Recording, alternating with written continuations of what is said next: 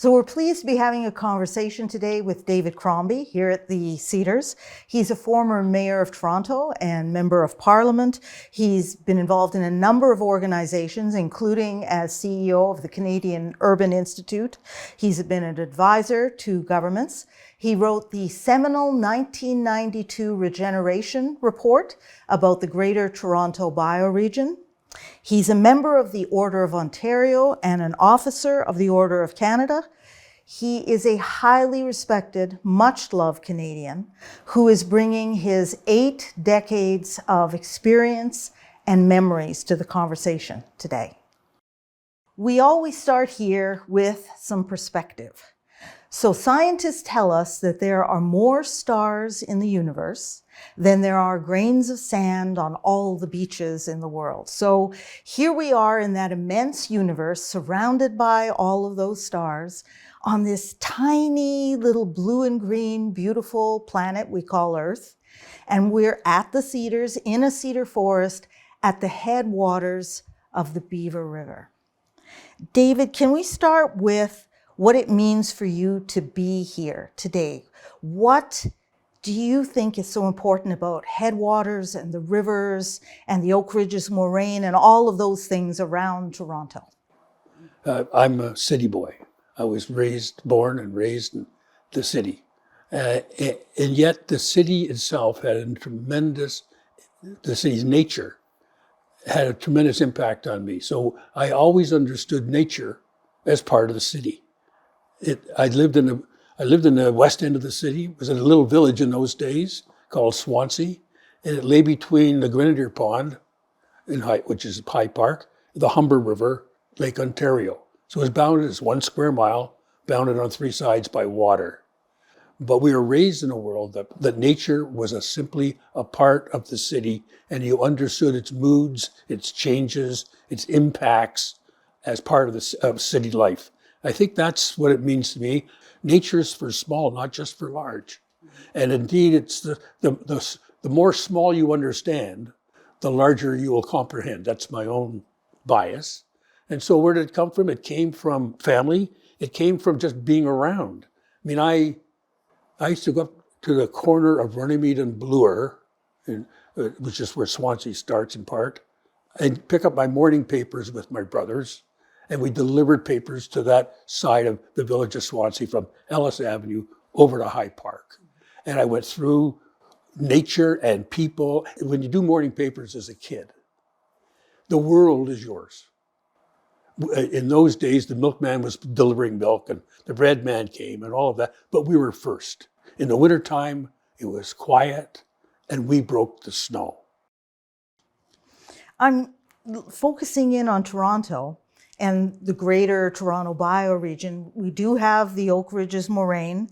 Toronto is, of course, on Lake Ontario, one of the 5 Great Lakes. And we have a tremendous amount of fresh water in this part of the world. So I'm wondering, as we see changes in the world with water supplies drying up, you think of our neighbors to the south along the Colorado River, what responsibility do we have with all that water and the natural area and protecting that water in that natural area? The responsibility is fulsome and direct to me. The basic premise that I learned as a boy about what my surroundings were in the city, in nature in the city, is that everything, my mother did not use these words, but it was that everything was connected to everything else. And so what you did here mattered over there, whether that was with people or was with terrain or whatever it might be. Everything is connected to everything else. And if you could add in a little morality to it, we're all responsible for the consequences of our actions.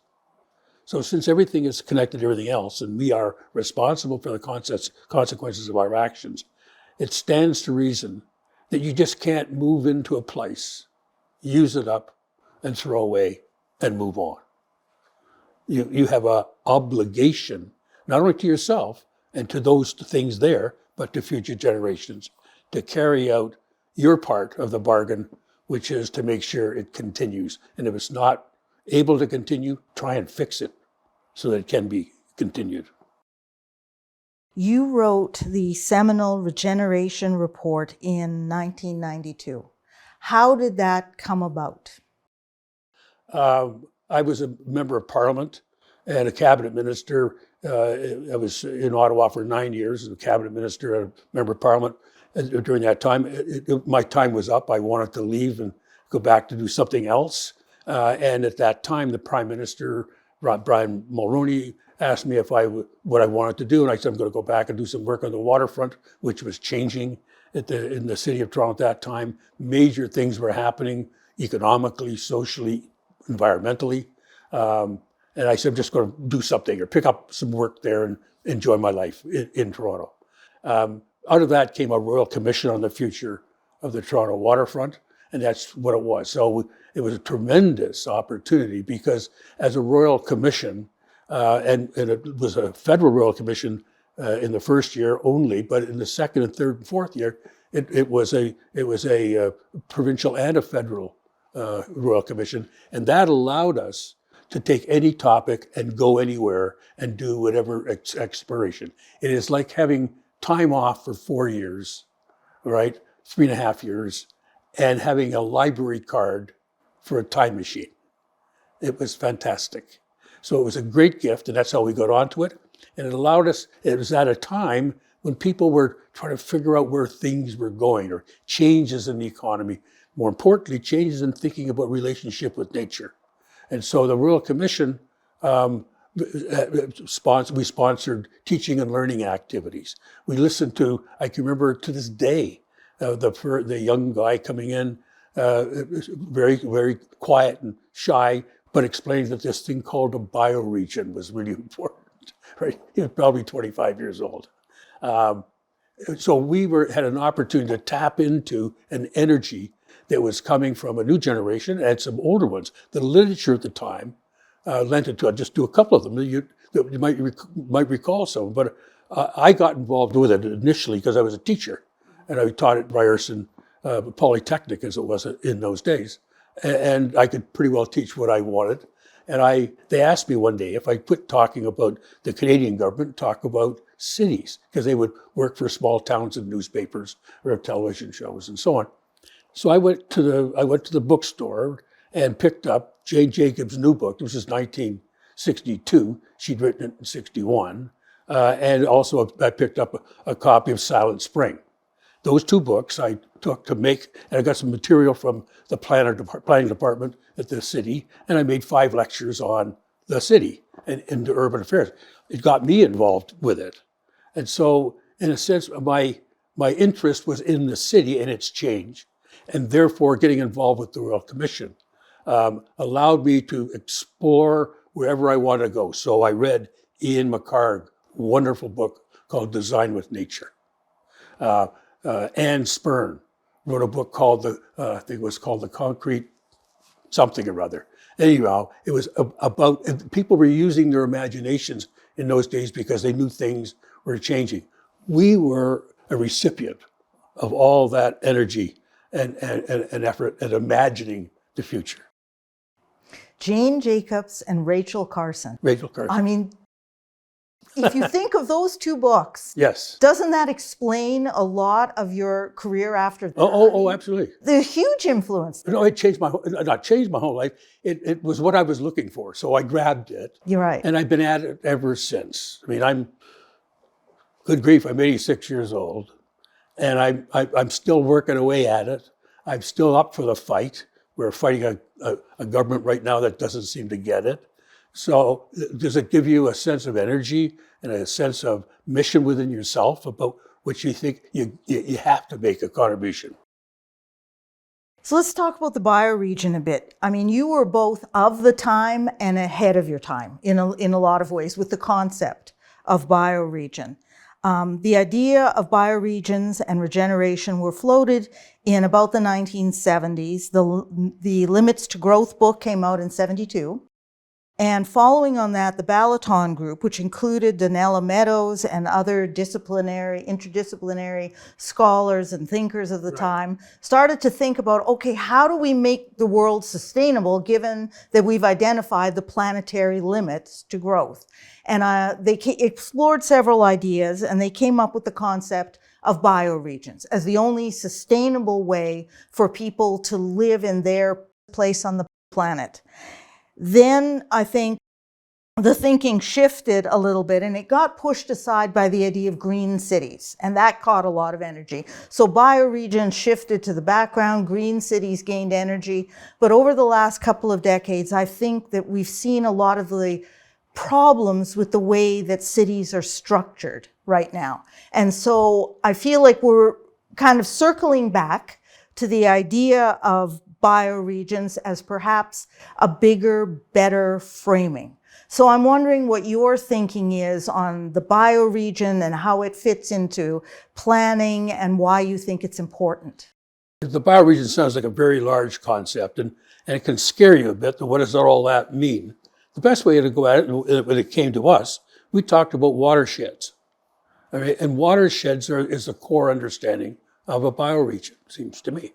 That may not be crisply correct, but that's what I saw.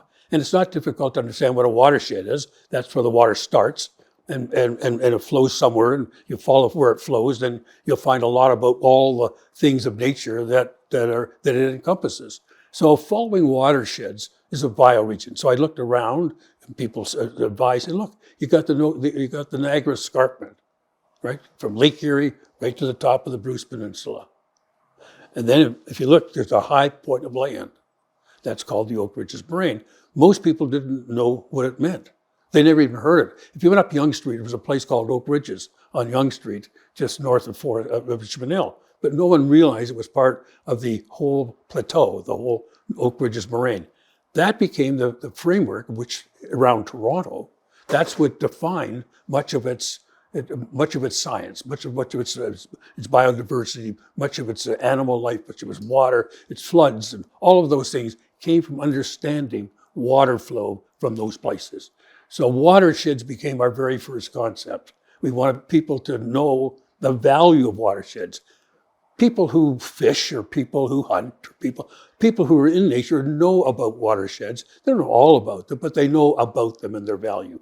It was very difficult at the start to have people understand that watersheds are important to cities.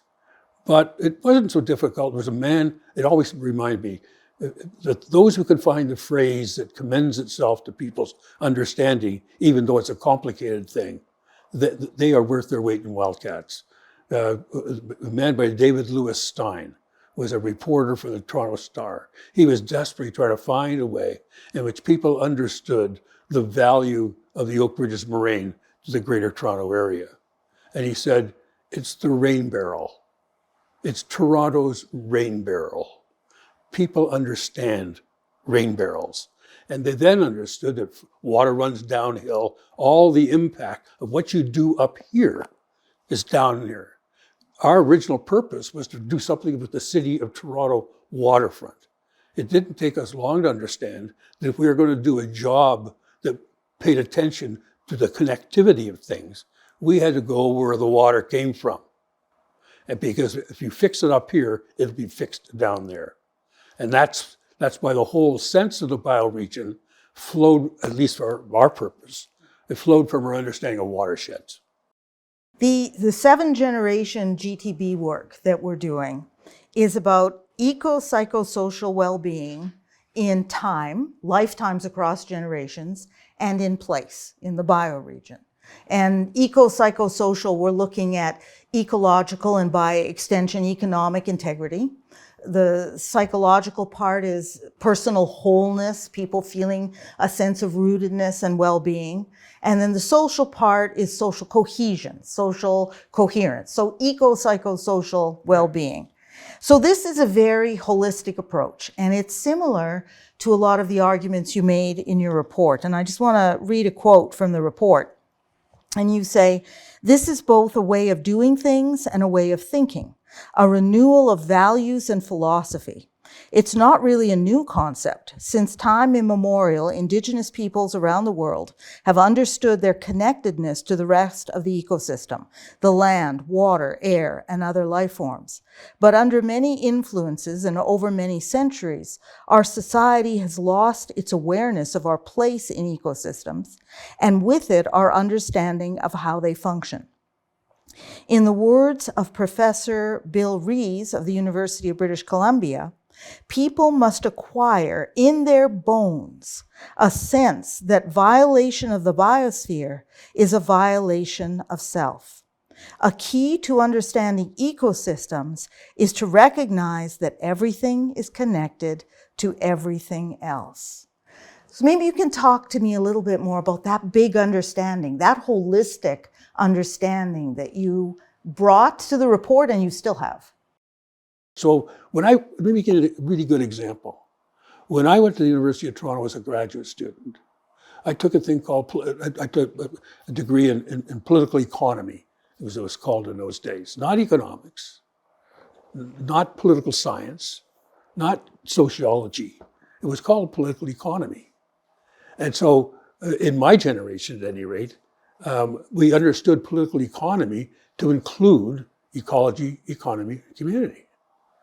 That changed roughly, I think, in the late 50s and early 60s, and all of a sudden, we had economics over here with almost no connection to political life. And we had sociology having its own world. So I think, quite frankly, they didn't mean it so, but the intellectuals in our world in those areas, for their areas of specialty, which you can understand would be areas of specialty for study, they led us to believe they were separate entities in reality.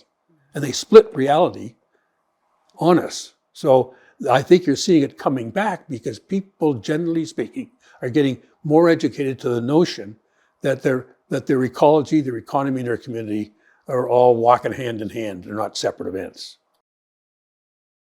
So your report, 500 pages. A lot of reports sit on shelves. Somehow you managed for this report not to sit just on a shelf, but you followed up over the years after the report and you got things done, like the Greenbelt, 800,000 hectares of protected land. How did you do that? The number of fingerprints that are on the building of the Greenbelt, the number of hands that it took, it still does. They were out there. They wanted to be involved in it. And there were two things that we did that were really helpful. One is we thought, how do we implement all these recommendations that we're making? And again, we looked for a simple way to do it. One, we couldn't do it all. So how do you get people engaged in it? So we thought of one single thing: build a trail. And we built what we called, we couldn't agree on a name, so we called it the Waterfront Trail, all right?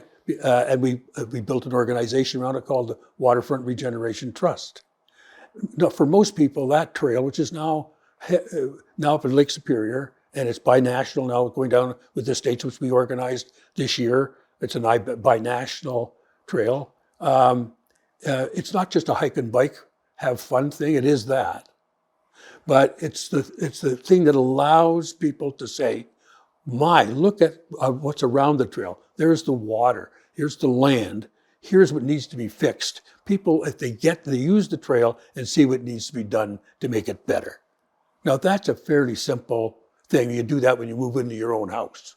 Okay, so we made it a simple way in which people could now pay attention to what was closest to them that needed to be fixed. And that's why the trail has been so successful. It's also been true, and I'll do this quickly, but most people think we're going to build a trail and it's going to be 4,000 kilometers, which is what it is. All right. Well, who does that? Where's the big office? Where's the big building that does that? We decided that we could not do it. So, in fact, we had a fight with the provincial government at the time, well-intentioned by the provincial government. They wanted to give us expropriation rights so we could move the trail along. Didn't want to be held up by somebody who didn't want it. We said, no, we don't want the expropriation rights. I know enough about municipal government. You show up with the power to expropriate land, you just lost your audience, right? And no politician in that locale is going to want to talk to you, really. So that was the wrong thing to do. So we said, no, it's their part of the trail. Each municipality, each area, each conservation authority area, all of those kinds of different areas, it's yours. What do you want to do with it? What we did was sponsor teaching and learning. We brought in people for particular places that couldn't afford expertise. We brought in people to speak to them. They got the best talent around for cheap, right? And all they were doing was building their idea of what their waterfront ought to look like. And therefore, and if you deal with waterfronts, you do, of course, deal with the hinterland. You can't just build a waterfront. It's the watershed. So it was the building of watersheds, but they were doing their own, which is why today, right now, there's fights going on with the Duffins Creek, which is at Duffins Creek. The people around Duffins Creek, it's theirs. They're the ones who pushed that whole agricultural preserve and so on. One of the great bridges was crossed when the environmental people and the agricultural people decided they had a common cause. That was not the case many years ago. The environmentalists and the agricultural, monoculture, all those kinds of fights. Today, they understand they got something at stake together. So it has to be local, and the trail did us that. Right? I think the other thing, and I've just touched on it, the other thing we did and still do, we offer teaching and learning. Not teaching where you come, I speak, and you listen. Not that. We had seminars, and we brought people together. We went out in the field. People actually learn by doing as well.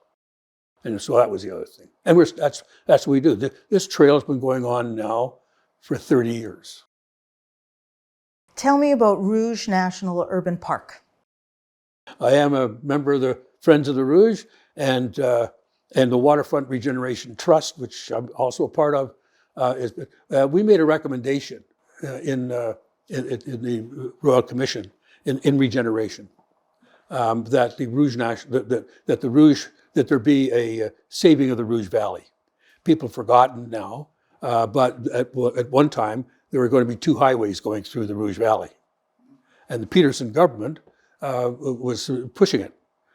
We made a recommendation to them, and other people did as well. And make a long story short, they canceled those 2 highways, and a Rouge Park was started. It was made up of municipalities and the Conservation Authority and so on. It was called an alliance of those groups. They worked on the Rouge Park. Did so well, making common cause with agricultural folks. It did so well that, of course, it became Canada's first national urban park. And it's still growing. When you were an MP, you were Minister of what was then Indian and Northern Affairs. And so I know you have experience working in the political arena. I also know that in the community you've worked with and are good friends with Duke Redbird. The 7th generation work reflects an Indigenous, more holistic way of thinking and relating. What have you learned about that way of thinking and why it's important? Aboriginal people, Indigenous people, understood that nature was at the core and center of their survival. That was that simple. And so they made out of nature a series of holy things, right? So that creek wasn't the Jones Creek or the Sally Creek, right? The Indigenous names are always about what happened there, right? They are long names because it's describing what happens there. That was the way in Europe years ago, up to about the 14th century, when they used to talk about going around Africa. Right? It was called the Port of Good Hope. But it wasn't Port of Good Hope before that. It was called the Cape of Storms. But people didn't want to go there. So they had to think of a nice name to get people to go around it. And so the Cape, they were still naming things by what happened there. We lost that. So it's always interesting for Aboriginal people now to look at names. These are the names of what happens there, and they therefore want to copy it. They made out of nature All of their hopes, dreams, fears, concerns, all of those things were found in nature. When the Europeans came, they turned that on its head, and they saw nature as separate, and they saw it as something to be exploited. And the closest they came to having an importance other than that is the invention of the park. The park, the notion of the park was at least their closest to nature. But you'll notice it was nature that was tamed. And so the landscape architect now rose for the occasion because they were the makers of nature that was safe and tame. Aboriginal history, Aboriginal sense of nature is now being brought into the schools in a way which I thought, I never realized it would be so fast. And I think people are increasingly, and a new generation increasingly, is understanding that nature is central to our life, not something out there to be exploited only.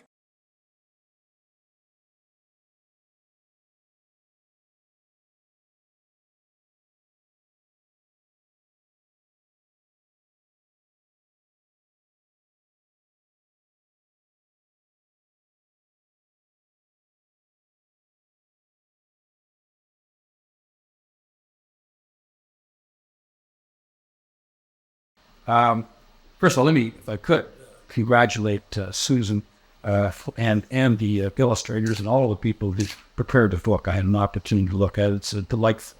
I got 4 grandchildren. I know will just be wanting to get at it. It's a terrific piece of work. So congratulations to you. And the idea of having people remind themselves of the importance of dreams, which is really the important thing.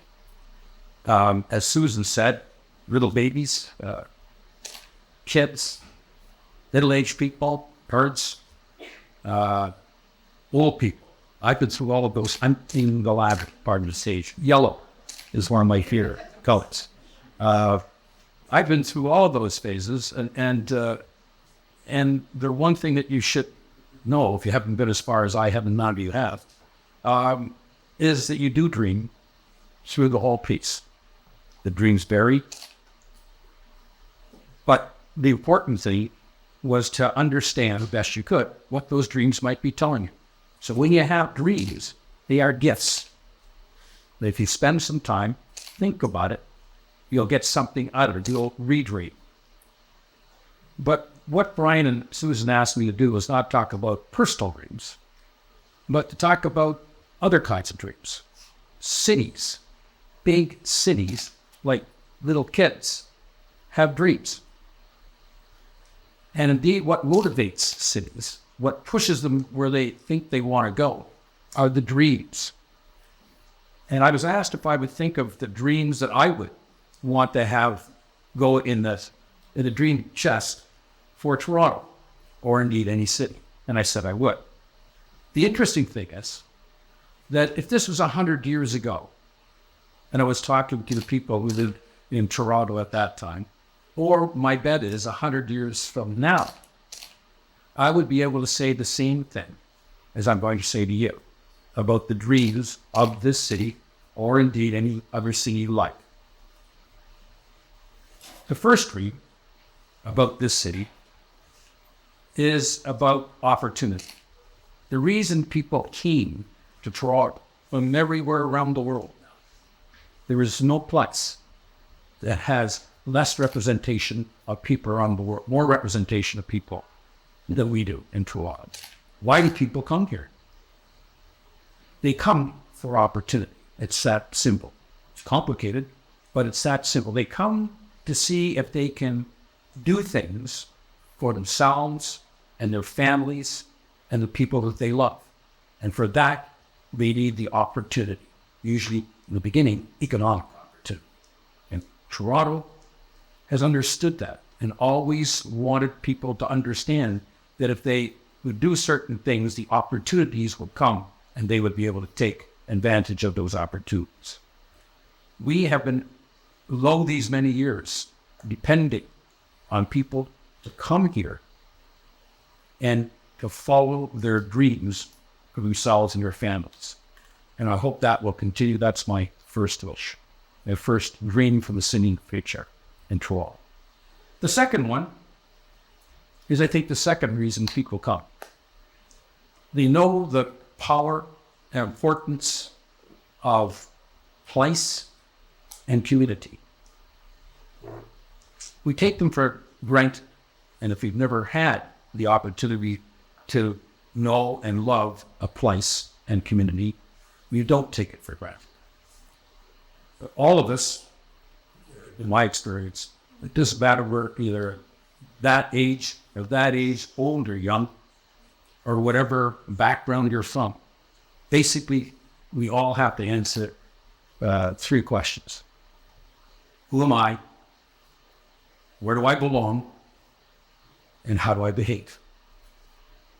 Those are the three basic questions that we all have to ask ourselves, and not just once, but throughout the whole of our lives. Because the answers change. When I asked those three questions when I was 10, I got different answers. When I asked them when I was 25, I got different answers. When I asked them when I was 50, I got different answers. And I could tell you as I edge on to 70, I'm getting different answers again. Who am I? Where do I belong? And how do I behave? Are the questions we have to ask throughout our lives, and the best place to get the answers are in small places, in small spaces, in communities, and in neighborhoods. And that's my second wish, my second dream for the city. It will continue its understanding of the power and importance of community and place. And a third and final, I gather I get three dreams of the city is to continue to recognize the significance to us of our relationship with nature.